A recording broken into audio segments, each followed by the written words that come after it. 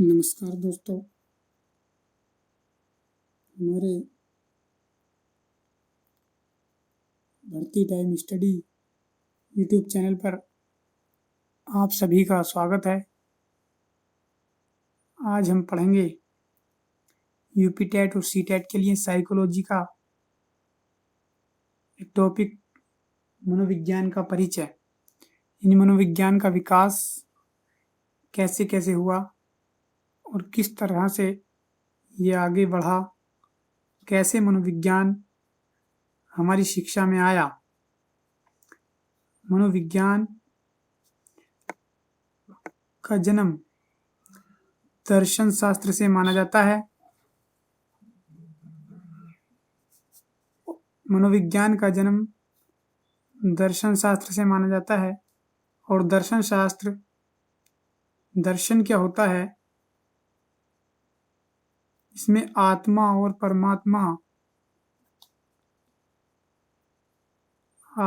परमात्मा का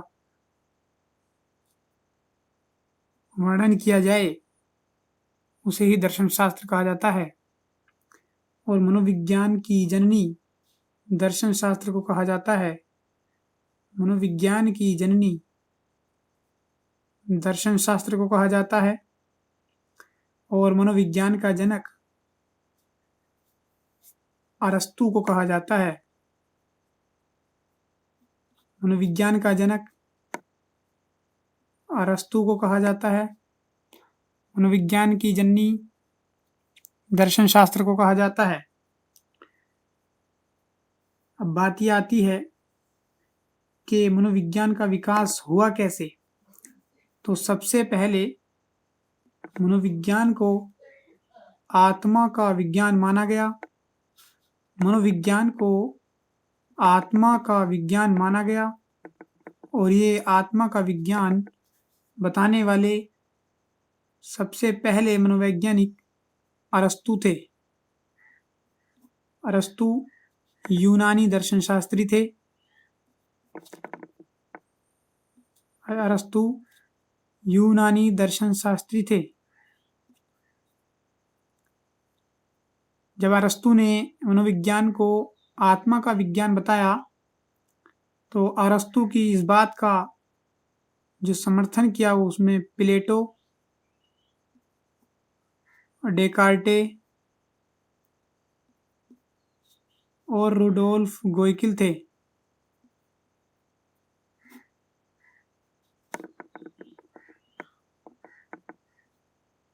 रुडोल्फ गोइकिल थे। इन तीनों मनोवैज्ञानिकों ने अरस्तु की इस बात का समर्थन किया कि मनोविज्ञान आत्मा का विज्ञान है। सन 1590 ईस्वी में रुडोल्फ गाइकिल ने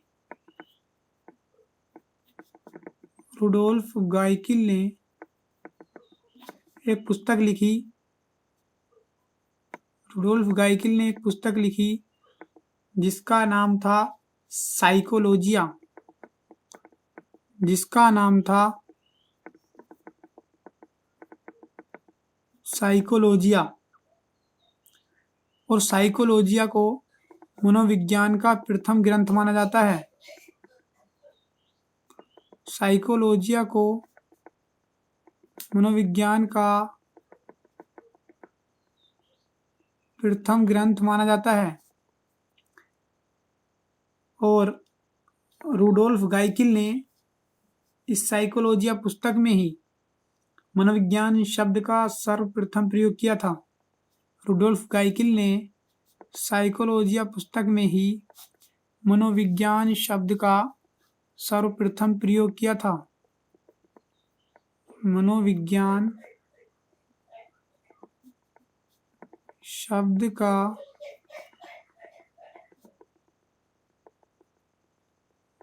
सर्वप्रथम प्रयोग यानी प्रथम बार या सर्वप्रथम प्रयोग मनोविज्ञान शब्द का किसने किया? रुडोल्फ गाइकिल ने। और कहाँ किया?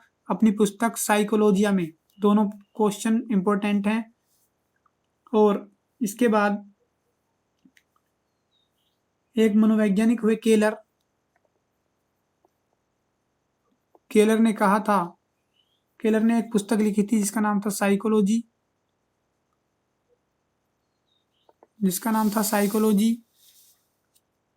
केलर ने एक पुस्तक लिखी थी जिसका नाम था साइकोलॉजी। साइकोलॉजी पुस्तक में केलर ने ये बताया कि दर्शन शास्त्र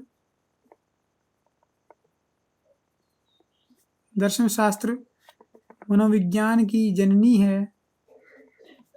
दर्शन शास्त्र मनोविज्ञान की जननी है और अरस्तु मनोविज्ञान का जनक है।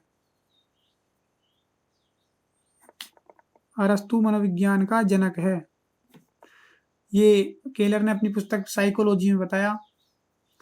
और इसके बाद एक मनोवैज्ञानिक आए गैरिट ने जब साइकोलॉजी को ब्रेक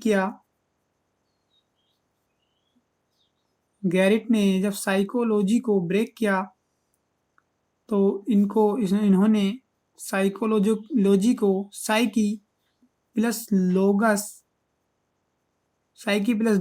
लोगस दो वर्ड में तोड़ दिया, जिसमें साइकी का अर्थ आत्मा और लोगस का अर्थ अध्ययन करना।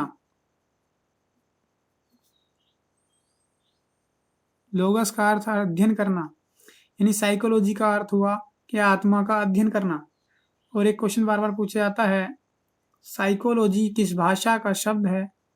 साइकोलॉजी अंग्रेजी भाषा का शब्द है। और साइकी और लोगस ये दोनों ग्रीक या यूनानी भाषा के शब्द हैं। बड़ा कंफ्यूजन होता है, बार बार कभी साइकोलॉजी पूछ लेता है, कभी साइकी पूछ लेता है, तो ये कंफ्यूज नहीं होना है। साइकी और लोगस ग्रीक भाषा के शब्द हैं, साइकोलॉजी अंग्रेजी भाषा का शब्द है। गैरिट ने इसके आधार पर, साइकी प्लस लोगस के आधार पर एक परिभाषा दी है कि मनोविज्ञान आत्मा का अध्ययन करने का विज्ञान है।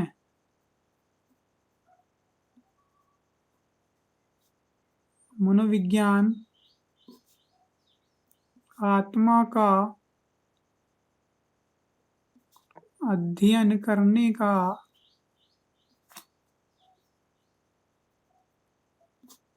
विज्ञान है। ये गैरिट की परिभाषा है, इम्पोर्टेंट परिभाषा है। केलर ने जो बात बताई थी कि दर्शन शास्त्र मनोविज्ञान की जननी है, अरस्तु मनोविज्ञान का जनक है, इसको भी ध्यान रखेंगे। अब बात यह आई कि अगर मनोविज्ञान एक विज्ञान है तो विज्ञान में प्रयोग किए जा सकते हैं, और प्रयोग उस चीज पर किए जाते हैं जो मूर्त होती है। इसका मतलब ये हुआ कि विज्ञान में आत्मा पर प्रयोग करने के लिए, आत्मा तो अमूर्त है, इसलिए इस पर प्रयोग नहीं किया जा सकते, इसका अध्ययन नहीं किया जा सकता। आत्मा का कोई रूप नहीं, आत्मा का कोई प्रकार नहीं, इसलिए मनोवैज्ञानिक ढंग से आत्मा का अध्ययन नहीं किया जा सकता। और 1600 ईस्वी में आत्मा का विज्ञान को अस्वीकार कर दिया गया। आत्मा के विज्ञान को 1600 ईस्वी में अस्वीकार कर दिया गया। इसके बाद एक मनोवैज्ञानिक आई, पोम्पोलोजी। उन्होंने मनोविज्ञान को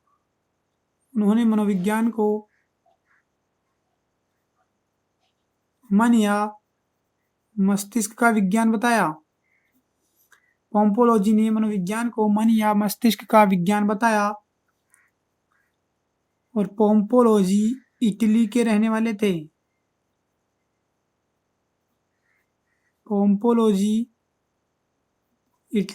वाले थे।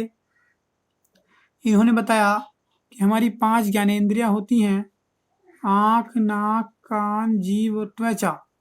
इन 5 ज्ञानेंद्रियों से एक संदेश जाता है हमारे मस्तिष्क में। हमारे मस्तिष्क में एक संदेश जाता है और उस संदेश के माध्यम से व्यक्ति कार्य करता है। इन्होंने बताया कि मनोविज्ञान आत्मा का विज्ञान न होकर मन या मस्तिष्क का विज्ञान है। इनकी इस बात का समर्थन जॉन लॉक, रिचेरी और थॉमस रीड नामक मनोवैज्ञानिकों ने किया। पोम्पोलोजी ने साइकोलॉजी को जब ब्रेक किया तो साइकी प्लस लोगस में ही ब्रेक किया। साइकी प्लस लोगस, इन्होंने साइकी का अर्थ मन बताया और लोगस का अर्थ अध्ययन करना। साइकी का अर्थ मन बताया और लोगस का अर्थ अध्ययन करना। इसी आधार पर इनकी परिभाषा बनी कि साइकोलॉजी या मनोविज्ञान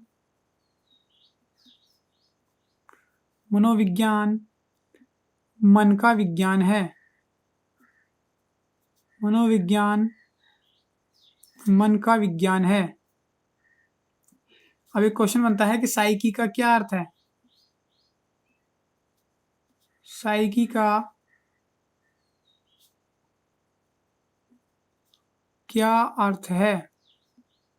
तो साइकी का अर्थ नंबर 1 आत्मा, बी है मन, सी है दोनों, डी है कोई नहीं। तो अभी हमने पहले पढ़ा था, गैरिट ने जो साइकोलॉजी को ब्रेक किया था, तो साइकी प्लस लोगस में साइकी का अर्थ गैरिट ने आत्मा बताया था, और तो उस हिसाब से आत्मा ठीक है। और पोम्पोलॉजी ने साइकी का अर्थ मन बताया है, तो मन भी ठीक है। तो जब दोनों हैं ऑप्शन में तो दोनों ठीक होगा। तो इसी तरह से क्वेश्चन आते हैं, ये हमको देखना है और इसको ध्यान रखना है। अब इस बात को भी नकार दिया गया कि मन का कोई रंग नहीं होता, रूप नहीं होता, स्वाद भी नहीं होता है, अमूर्त है। मन अमूर्त है, यानी दिखाई नहीं देता, इसका कोई प्रकार नहीं है, इसका कोई प्रकार नहीं था। इसलिए 17वीं शताब्दी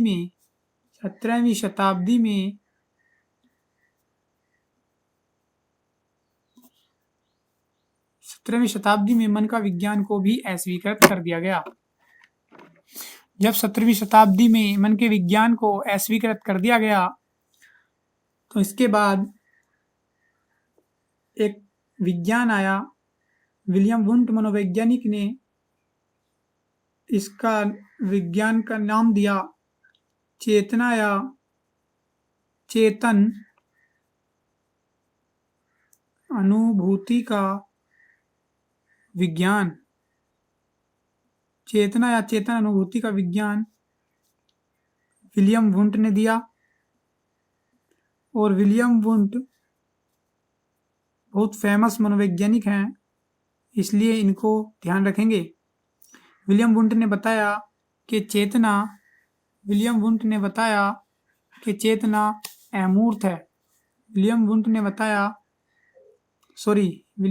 बताया चेतना मूर्त है, यानी मूर्त मतलब दिखाई देने वाली, दिखाई देती है। और विलियम वुंट जर्मनी के मनोवैज्ञानिक थे। इनका इस बात का समर्थन विलियम जेम्स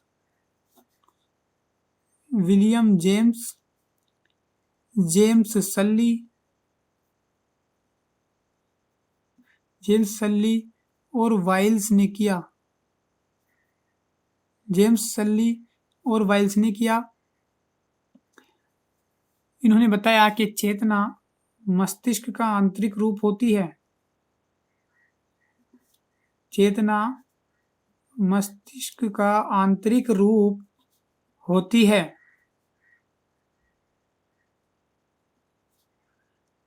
इन्होंने बताया, मान लो ये कोई व्यक्ति था, तो इसके माइंड में भावना, अनुभूति और संवेदना तीनों चलती रहती हैं और तीनों का हम अध्ययन कर सकते हैं। इसलिए मनोविज्ञान चेतना का विज्ञान है। और इन्होंने विलियम वुंट ने सन 1879 ईस्वी में जर्मनी के लिपजिंग नगर में विलियम वुंट ने 1879 ईस्वी में जर्मनी के लिपजिंग नगर में एक प्रयोगशाला स्थापित की। वर्तमान में पहले सर्वप्रथम जब ये स्थापित की थी, इसका नाम लिपजिंग विश्वविद्यालय रखा और इसका नाम अब वर्तमान में कार्ल मार्क्स विश्वविद्यालय है। और ये मनोविज्ञान की सन 1879 ईस्वी में मनोविज्ञान की प्रथम प्रयोगशाला थी, इसलिए बहुत इम्पोर्टेंट है। मनोविज्ञान की प्रथम प्रयोगशाला कब खोली गई? तो 1879 ईस्वी में। किसने खोली? विलियम वुंट ने। और कहाँ पर खोली गई? जर्मनी के लिपजिंग नगर में। इसी बेस पर सन 1880 ईस्वी में विलियम वुंट ने मनोविज्ञान को स्वतंत्र विषय का दर्जा दे दिया। सन 1880 ईस्वी में विलियम वुंट ने मनोविज्ञान को स्वतंत्र विषय का दर्जा दे दिया और इसी बेस पर विलियम वुंट को आधुनिक मनोविज्ञान का जनक माना गया। आधुनिक मनोविज्ञान का जनक माना गया। यहाँ पर हम बार बार कंफ्यूज होते हैं कि आधुनिक मनोविज्ञान का जनक कौन है और मनोविज्ञान का जनक कौन है। तो मनोविज्ञान का जनक मैंने अभी बताया था अरस्तू, क्योंकि उन्होंने सबसे पहले मनोविज्ञान को आत्मा का विज्ञान कहा था। लेकिन विलियम वुंट ने प्रथम प्रयोगशाला जर्मनी के लिपजिंग नगर में जो खोली थी, मनोविज्ञान की प्रथम प्रयोगशाला, उसके बेस पर विलियम वुंट ने को आधुनिक मनोविज्ञान का जनक कहा गया। दोनों क्वेश्चन इंपॉर्टेंट है और कंफ्यूजन वाले हैं, कंफ्यूज नहीं होना है। और इसी तरह से हम सीरीज से सीक्वेंस से पढ़ेंगे तो डाउट क्लियर होते रहेंगे, अदरवाइज लाइफ टाइम ये डाउट बने रहेंगे। कभी पढ़ लेते हैं आधुनिक मनोविज्ञान का जनक, कभी पढ़ लेते हैं मनोविज्ञान का जनक, और फिर कंफ्यूज होते हैं कि मनोविज्ञान का जनक अरस्तू है या विलियम वुंट है। तो एक सीक्वेंस से पढ़ेंगे तो एक डाउट क्लियर होते रहेंगे। हमारे साथ जुड़े रहिए।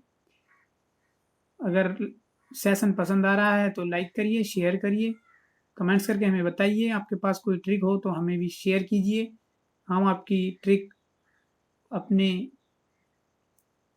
टॉपिक में ऐड कर लेंगे। इसके बाद मस्तिष्क को ये कहा गया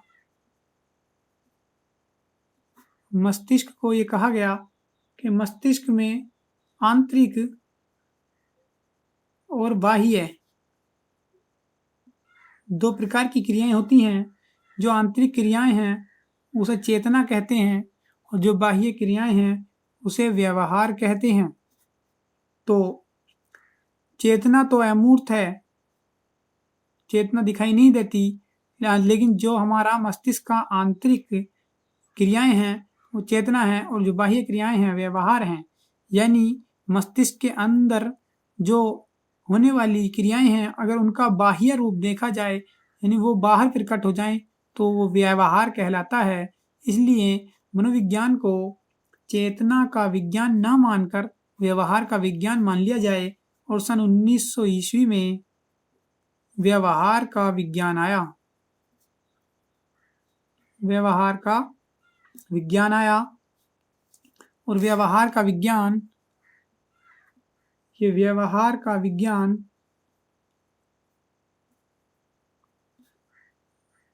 सबसे पहले देने वाले थे JB. Watson. JB. Watson America के मनोवैज्ञानिक थे।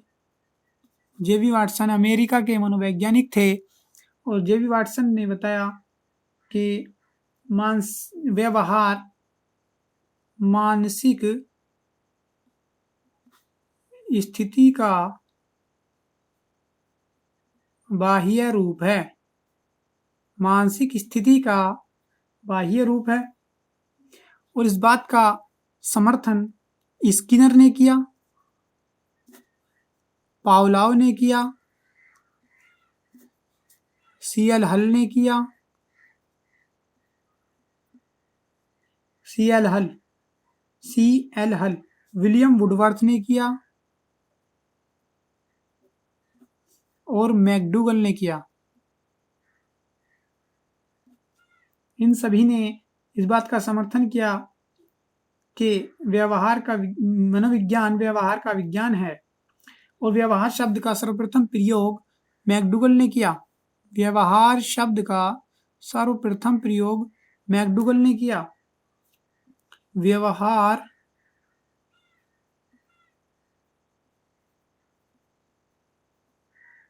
शब्द का सर्वप्रथम प्रयोग मैकडूगल ने किया।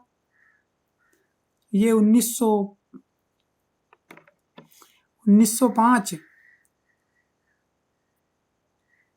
ईस्वी में मनोविज्ञान में एक पुस्तक लिखी गई विलियम मैकडूगल द्वारा।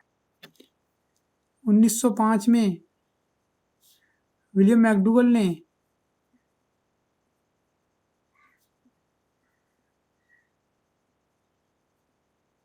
एक पुस्तक लिखी जिसका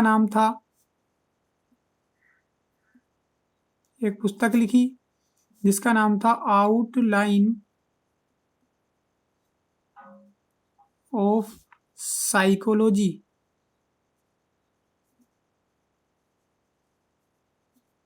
आउटलाइन ऑफ साइकोलॉजी यानी मनोविज्ञान की अवधारणा।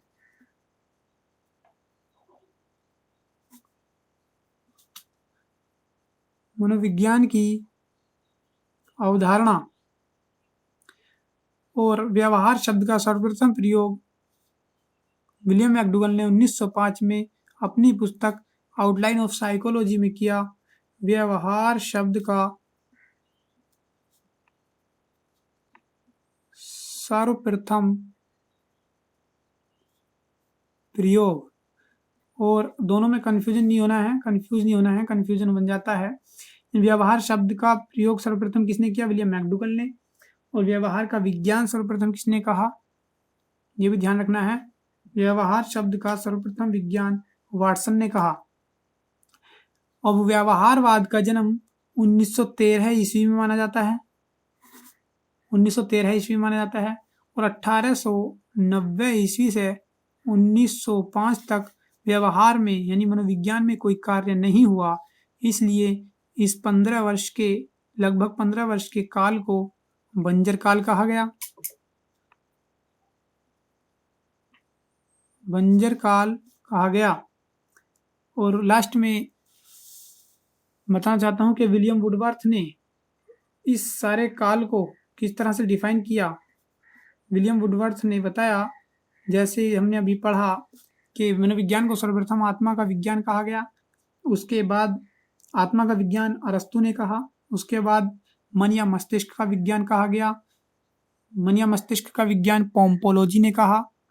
उसके बाद चेतना या चेतन अनुभूति का विज्ञान कहा गया। चेतना या चेतन अनुभूति का विज्ञान विलियम वुंट ने कहा। और बाद में व्यवहार का विज्ञान कहा गया जो वाटसन ने कहा। तो इसी मनोविज्ञान के विकास क्रम को विलियम वुडवर्थ ने एक कथन में लिखा है कि मनोविज्ञान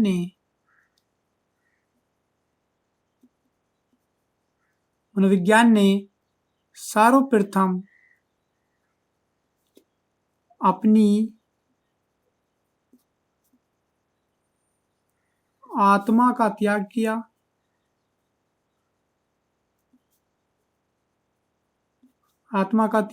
फिर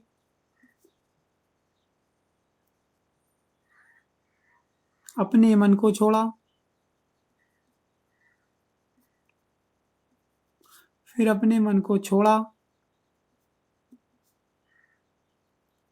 बाद में अपनी चेतना खोई,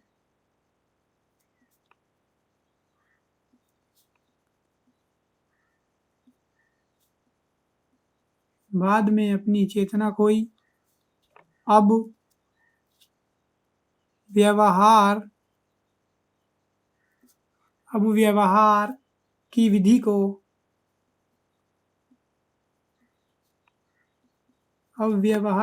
को स्वीकार करता है।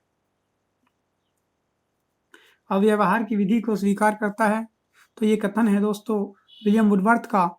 यानी पहले आत्मा का विज्ञान कहा गया तो आत्मा का त्याग किया, फिर उस मन का विज्ञान कहा गया तो मन को छोड़ा, बाद में चेतना खोई यानी चेतना का विज्ञान कहा गया, वो व्यवहार अब व्यवहार का विज्ञान कहलाता है।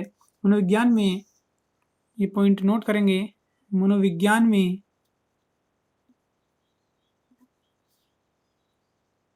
मानव, पशु और पक्षी सभी के व्यवहार का अध्ययन कर सकते हैं, सभी के व्यवहार का अध्ययन किया जाता है। तो ये आपके समझ में आया होगा, लेकिन इस विकास क्रम को एक बार मैं ट्रिक में बता दूं, ट्रिक में कैसा होगा ये। सबसे पहले आत्मा का विज्ञान कहा गया, फिर मन का विज्ञान कहा गया या मस्तिष्क का विज्ञान कहा गया,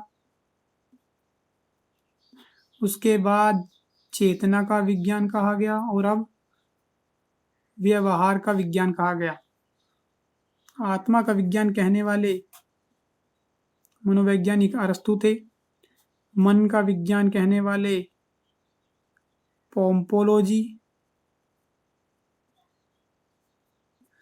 चेतना का विज्ञान कहने वाले विलियम वुंट और व्यवहार का विज्ञान कहने वाले वाटसन थे। इसको हम ट्रिक से याद करेंगे, हमारी याद हमेशा हमेशा लाइफ टाइम याद रहेगी 100%। एक बार बने रहें, देखते रहें। ये 1 2 3 4 लिख लिया, आ मैं च व, यानी कि इसकी हमने ट्रिक बनाई है आम चबा। आ से आत्मा का विज्ञान, मैं से मन का विज्ञान, च से चेतना का विज्ञान, व से व्यवहार का विज्ञान। यानी ये बार बार क्रम कभी ना कभी क्रम के लिए आ जाता है कि सबसे पहले आत्मा का विज्ञान कहा गया, फिर चेतना का, फिर मन का, फिर व्यवहार का, पहले चेतना का, फिर आत्मा का, फिर मन का, फिर व्यवहार का, या पहले आत्मा का, फिर मन का, फिर चेतना का, फिर व्यवहार का, पहले व्यवहार का, चेतना का, फिर मन का, फिर आत्मा का। यानी ये क्वेश्चन बार बार घुमा देता है, लेकिन हमें कंफ्यूज नहीं होना, हमें याद रखना है आम चबा। आ से सबसे पहले आत्मा का विज्ञान कहा गया, मा से मन या मस्तिष्क का, चा से चेतना का और बा से व्यवहार का। तो ये तो हो गई हमारे ये मनोविज्ञान को किसका विज्ञान कहा गया। अब अरस्तु मतलब ये देखेंगे किस मनोवैज्ञानिक ने कहा। तो आप देखेंगे कि मान लीजिए एक कहानी के द्वारा इसको समझेंगे। आप और आपका दोस्त दोनों कहीं जा रहे थे, अचानक साइकिल से जा रहे थे, साइकिल की हवा निकल गई। जब साइकिल की हवा निकल जाती है तो मनोवैज्ञानिक हम अपने दोस्त से कहते हैं कि तू पंप ले आ, और पंप चला। तो तू पंप ले आ और पंप चला।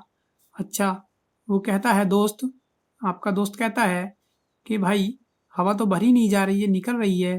तो आप कहते हैं अरे थोड़ी सी छोटी सी ईंट रख ले, वजन हो जाएगा तो हवा भर जाएगी। लेकिन ईंट से भी जब हवा नहीं भरती है तो आप कहते हैं चल ईंट से हवा नहीं भर रही तो इसके ऊपर बाट रख ले। इस तरह से हम चारों मनोवैज्ञानिक कवर करेंगे। तू पंप चला और पंप के बाद जब हवा नहीं भरी तो इंट रख ले, और इंट रखने के बाद भी जब हवा नहीं भरी तो बाट रख ले। तो इस तरह से हमारे मनोविज्ञान का क्रम और ये मनोवैज्ञानिक याद हो गए होंगे। पहले आमचबा आत्मा का विज्ञान, मन का विज्ञान, चेतना का विज्ञान, व्यवहार का विज्ञान, यानी दोस्त के लिए कहानी याद रखेंगे। तू पंप चला, नहीं हवा भरी जा रही, ईंट रख, उसके बाद बाट रख ले, यानी तू से अरस्तु, पंप से पोम्पोलॉजी, इंट से वुंट और बाट से वाटसन। यानी कि इस तरह से इसको कोरिलेट करेंगे। आम से पहला वाला, माँ से दूसरा वाला, और चा से तीसरा वाला, और वा से चौथा वाला। यानी आ से आत्मा का विज्ञान, तू से अरस्तु, माँ से मन का विज्ञान, पंप से पोम्पोलॉजी, चा से चेतना का विज्ञान, इंट से विलियम वुंट, और बा से व्यवहार का विज्ञान यानी वाटसन। तो इस बात को हम ध्यान रखेंगे। हमारे चैनल भारती टाइम स्टडी को लाइक, शेयर और सब्सक्राइब कर लें। हम आपके लिए ऐसे ही कंटेंट लाते रहेंगे। हम सीरीज से आपको ये कंटेंट देंगे क्लास वाइज, तो आप हमारे साथ बने रहिए। बहुत जल्दी हमारी मनोविज्ञान की परिभाषाएं आने वाली हैं। उन परिभाषाओं में बिल्कुल बेहतरीन, इससे भी बेहतरीन ट्रिक के साथ हमने उसको दिया है। लाइफ टाइम याद रहेगी और कभी भी पूछी जा सकती है। आप हमारे साथ बने रहिए। हमारे चैनल को लाइक करें, सब्सक्राइब करें, शेयर करें और ईमानदारी से कमेंट्स करके हमें बताएं सेशन कैसा लगा। हमारे चैनल को अपना चैनल समझकर आगे बढ़ाइए। हम ऐसे ही आपके लिए कंटेंट लाते रहेंगे। Thank you.